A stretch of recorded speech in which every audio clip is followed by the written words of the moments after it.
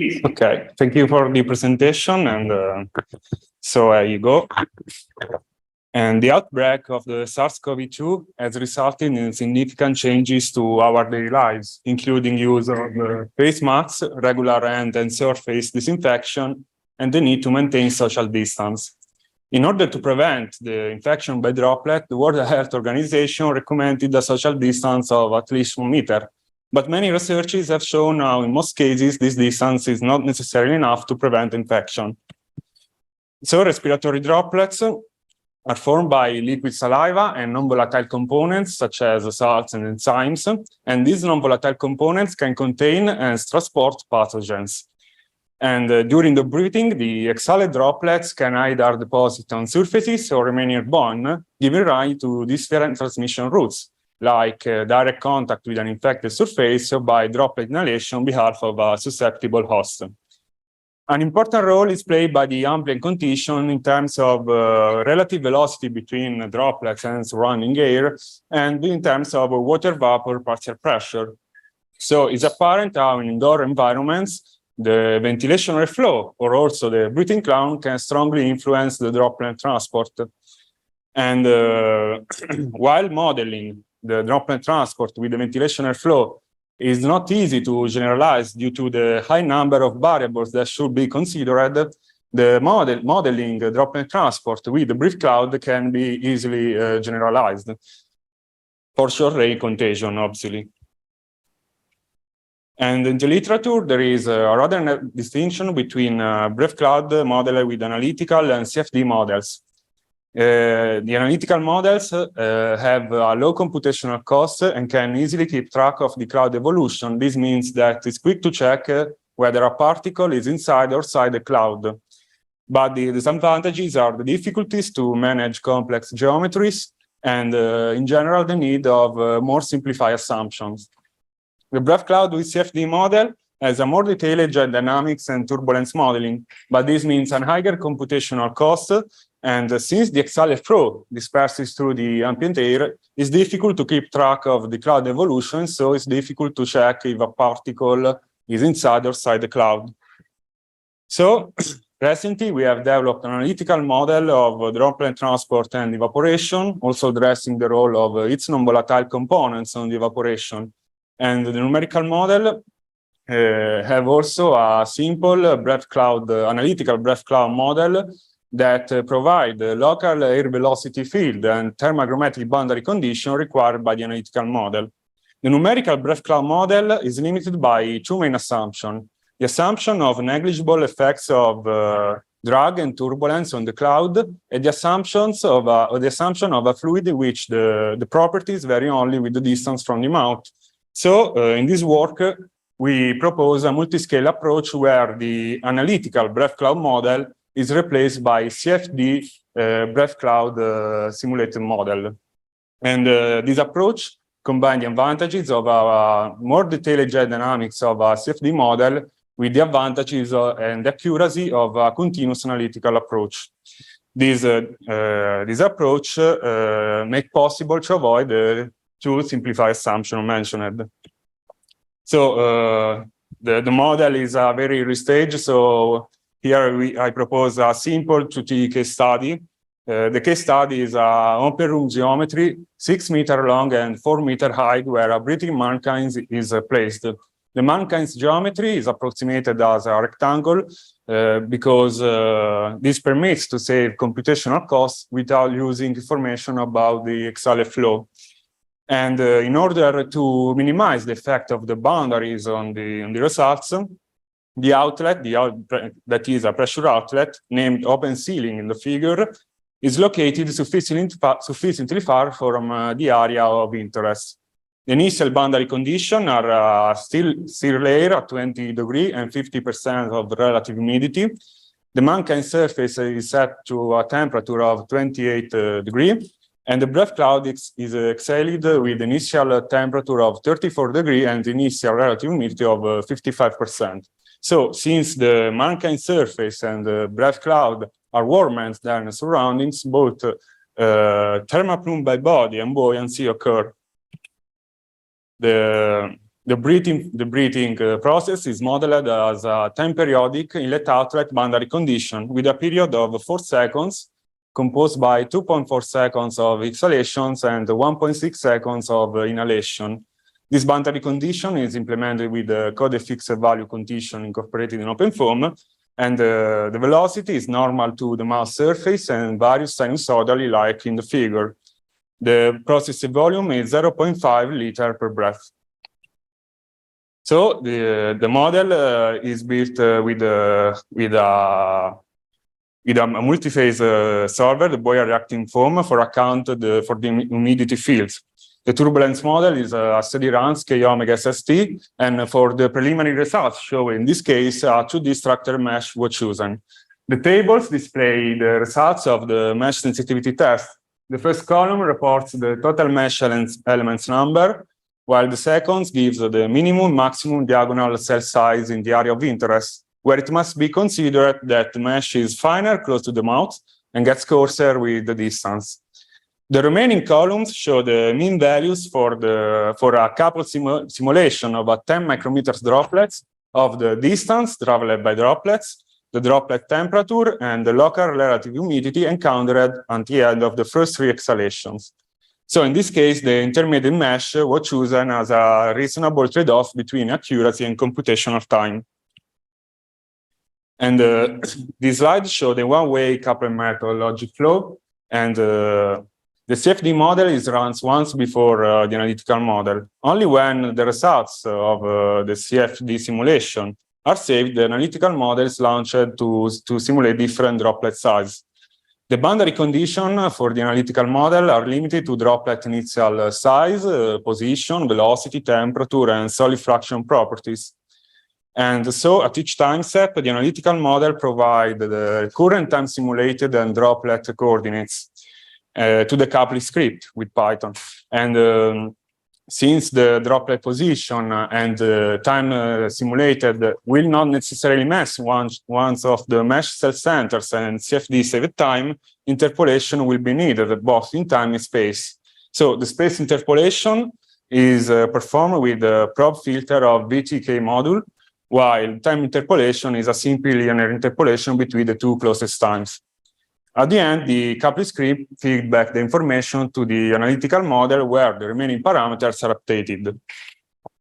So in order to test the multi-scale approach, we have simulated 3 different droplet sizes that can recover the three principal behavior of respiratory droplets, that are droplets mainly transported by drag. This is for droplets with initial diameter smaller than 10 micrometers, then droplets with a parabolic trajectory, so governed mostly by gravity. This is for droplets with initial diameter bigger than 100 micrometers. And last, droplet with the intermediate behavior. This is for initial droplet between 10 and 100 micrometers. In this case, we have chosen 10, 150 micrometers. Since the model is built for short range contagion, the simulation stops when at least one of the stop criteria is true. And the time required for simulate the 3 droplets for the analytical model is about 1 minute per droplet, while for the multi-scale model is about 2 minutes per droplet plus the needed time for the CFD preliminary simulation. So this is a preliminary result of the diameter trend in time evaluated with the multi-scale model, the red line, and that with the previous developed analytical model, the blue line. The diameter is evaluated by this equation, where K is the evaporation rate. And from the equation, we can observe that increasing the time results in a decrease of the diameter until all the liquid fraction is entirely evaporated, and at that point remaining only the solid fraction that has a negligible evaporation rate. So the diameter remains to a constant value. For all the 3 droplets, the multi-scale analytical model agree very well on the evaporation. The only difference is the simulation and time that depends of the previous stop criteria. This slide, there is the comparison with the trajectory, and the trajectory is evaluated with a double integration in time of the balance forces. The more realistic trajectory of the multi-scale model is apparent from the 10 micrometers droplets, that, due to its small size, is carried around by vortices generated in the cloud, vortices that weren't modeled in the analytical model. And even though both models predict that the droplets is brought upward by the buoyant breath cloud, the distance and the path travel are much different, so also the risks of virus transmission. For the 50 micrometers droplets, after the exhalation remains lingering in front of the expirator before being expired again. This particular behavior cannot be caught by the analytical model because the expiration was not modeled. And last, the 10 micrometers droplets after the exhalation is suddenly caught by entrainment vortices and reversing its course after crossing the jet shear layer. Is then attracted towards the no-slip mankind surface due to the Quant effect.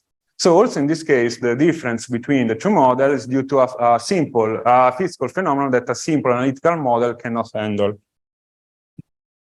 Here we compare the trajectory of the 50 micrometers droplets between the multiscale model, the blue line, and between the Eulerian-Lagrange solver of OpenFOAM, the buoyant reacting foam with the particle turn on. So there is the comparison with the medium mesh, that is the mesh of the previous results, and with the fine mesh. In this figure, the OpenFOAM solver predicts that the 50 micrometers droplets is brought up to 3-4 meters, while the multiscale model is the same of this plot. For the fine mesh, the buoyant reacting foam show much different results because the droplet is expired again, while the multiscale model gives the same results. In fact, the black curve in the plot in the right is this red curve. So I can see that the multiscale model has a lower mesh sensibility. So in conclusion, we have discussed about the role of the buoyant breath cloud proposing a multiscale approach. Many researchers have investigated in this context using both CFD and numerical and analytical models. Analytical models have a low computational cost, but has difficulties to implement a reliable breath cloud model, while CFD models have a more detailed jet dynamics, but this means also a higher computational cost. So the results of the case study show how the analytical model, the multiscale model, agree very well on droplet evaporation, while for the prediction of the trajectory, the multiscale approach gives more realistic results. And in conclusion, these preliminary analyses show how a multiscale approach can be an interesting alternative to computation-intensive discrete phase method or also a simple analytical models. In future developments, we aim to integrate the analytical model with a 3D CFD models that incorporate a more accurate mankind geometry and also the radiative heat transfer. And we will also explore a potential method to speed up the CFD carry process. Thank you for the attention.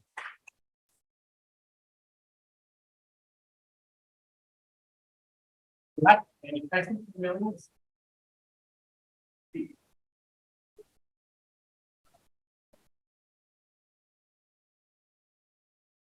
Yes.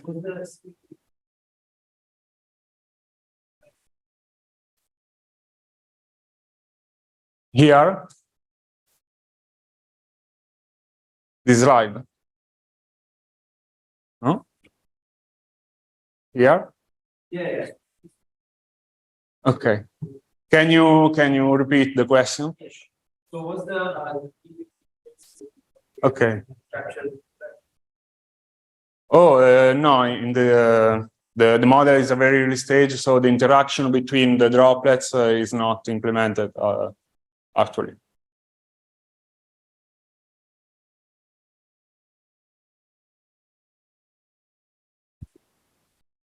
Yes. In the analytical model, yes, is because the model is to analyze short ray contagion. So in fact, the simulation stop criteria, one of the simulation stop criteria is that when the maximum time, so 50 seconds, is reached. And we will also explore methods for simulate more than one droplet sizes per time.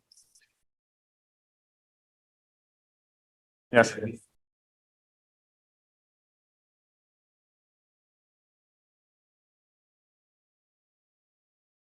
Yes, in this preliminary case study, yes.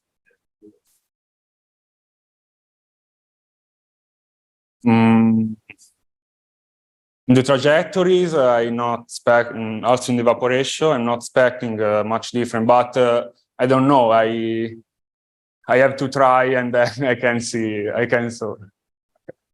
Thank you. Yes.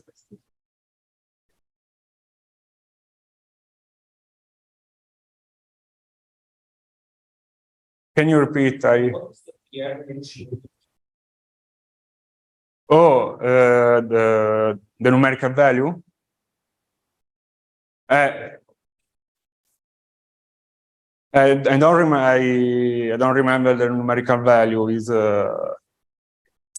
if you write me on the apps, I can request you. Thank you. Thank you.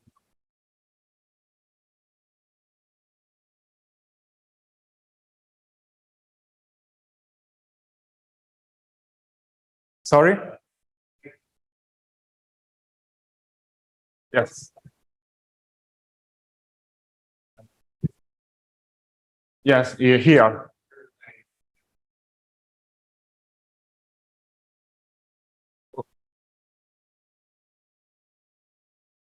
Oh, yes, but it's a log scale.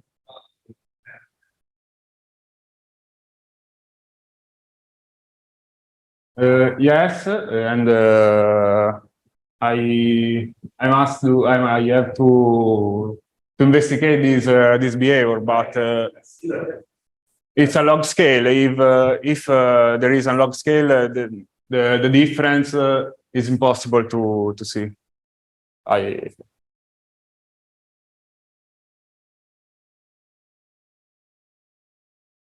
Yes, but And also, yeah.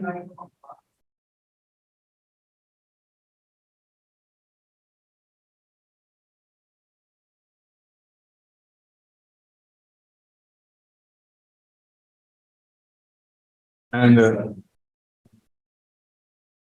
but this depends also on the trajectory because, for example, the 50 micrometer droplets remain near the mouth, where the relative humidity is higher than the surroundings, while the 10 micrometer droplets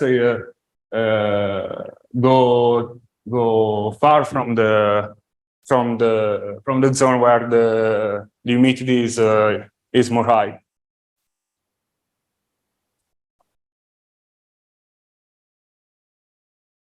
The 10 micrometers droplets, but there is the breath cloud that is warmer than, no, it's upwards for the buoyancy.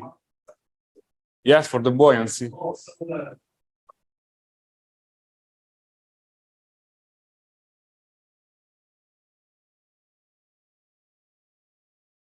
But this is for only the first 50 seconds. So after 50 seconds, probably go down for the gravity. All right.